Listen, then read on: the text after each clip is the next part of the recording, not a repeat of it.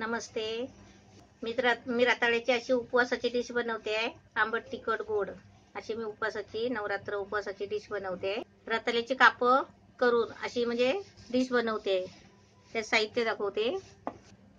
हे रताळा आहे. एकच मोठा आहे बघा कसं दिसतंय सापासारखं. हे पाव किलो रताळा आहे. आणि त्याच्यासाठी आहे ना हे काजू बदाम घेतले आहे 4-4 पीस आहे. हे घी आहे 2 चमचा. हे वेलची आहे, वेलची पावडर 1 चमचा. याला आपल्याला साखर कशी थोडीशी टाकायची आहे, म्हणजे रताळा कसं गोड असतं ना, त्याच्यामुळे आपल्याला साखर कशी 1-2 चमचे असं टाकायची आहे. आणि त्यासाठी हे खोबरं आहे, किसून घेतलेलं आहे ओलं खोबरं, म्हणजे पाव वाटी. ही 3 मिरची घेतली आहे म्हणजे तिखटसाठी. हे अर्धा लिंबू घेतला आहे म्हणजे आंबटसाठी. हे सगळं असं साहित्य घेतलेलं आहे. आता मी काय करते, पहिलं हे रताळ्याचे आहे ना अशी पातळ पातळ आहे ना अशी कापं काढून घेते, तुम्हाला दाखवते.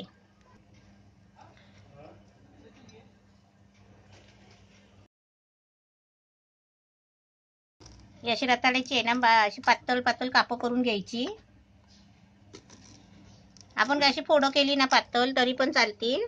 असे तुकडे आपण करतो ना चौकोनी, तसे पण केले तरी चालतील. पण अशी पातळ कापं आहे ना शिजतात लवकर, म्हणून अशी आपण पातळ करून घ्यायची. आता मी गॅस पेटवलाय, कढई ठेवली आहे. आता त्याच्यामध्ये आहे ना 2 चमचे घी टाकायचं. आता त्याच्यामध्ये आहे ना ही मिरचीचे तुकडे केले आहेत. मी 3 मिरची घेतली होती, त्याचे असे तुकडे करून आहे ना त्याच्यामध्ये मध्ये टाकते.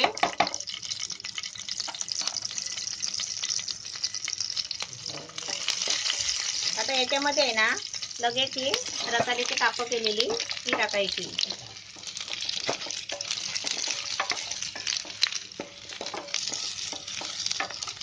आता हे सर्व कापाला कसं घी लागलंय. आता मी गॅस आहे ना थोडा मीडियम ठेवते. थोडं पाणी टाकून आहे ना याला वाफ लावून घेते. तसं थोडंसं आहे ना पाणी टाकायचं, कारण काय माहिती आहे, कारण ती वाफेने आहे ना तशी लवकर शिजणार नाही, म्हणून थोडंसं पाणी टाकायचं. आता याच्यावर झाकण ठेवते आणि किती मिनटं शिजायला लागतात ना ते मी तुम्हाला सांगते.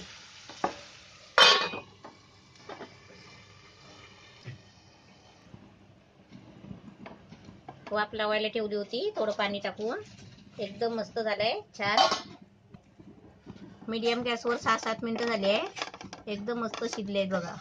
आता ह्याच्यामध्ये आहे ना हे सर्व आपण जे आता मिश्रण घेतलंय ना ते सर्व साखर वगैरे सर्व त्याच्यामध्ये टाकून द्यायचे. आता याच्यामध्ये आहे ना हे काजू बदाम तुकडे करून घेतले. आता सर्व साहित्य ह्याच्यामध्ये टाकायचे. साखर 2 चमचा घेतली आहे. ही वेलची पावडर आहे. हे खोबरं आहे, म्हणजे अर्धी कमी वाटी आहे.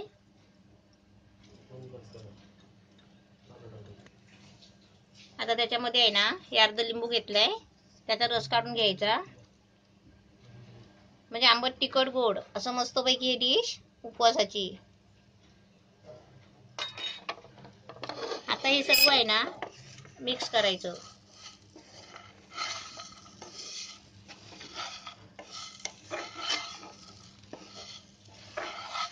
आता साखर आहे ना विरघळेपर्यंत याला थोडी वाफ लावायला द्यायची आहे,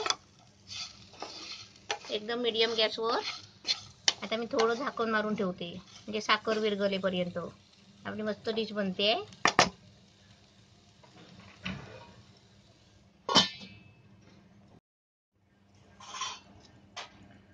आता आपण बघूया, मी मुरायला ठेवलं होतं साखर वगैरे सगळं साहित्य टाकून.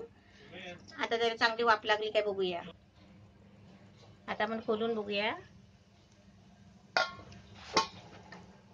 एकदम मस्त छान झालंय. साखर पण आता थोडी लागली आहे. हे थोडं आहे ना हलक्या हाताने थोडं थोडं हलवत राहायचं, कारण साखर आहे ना थोडी विरघळली ना मग त्या पोळीना कसं लागेल चांगली. आणि खोबरं पण आता त्याच्यावर छान दिसतंय.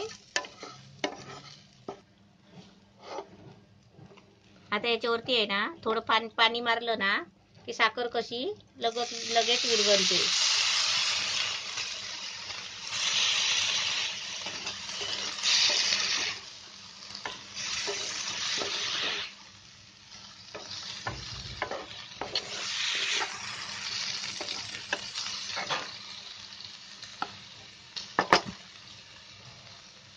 आता एकदम मस्त झाली आहे. आता मी गॅस बंद करते आणि तुम्हाला काढून दाखवते.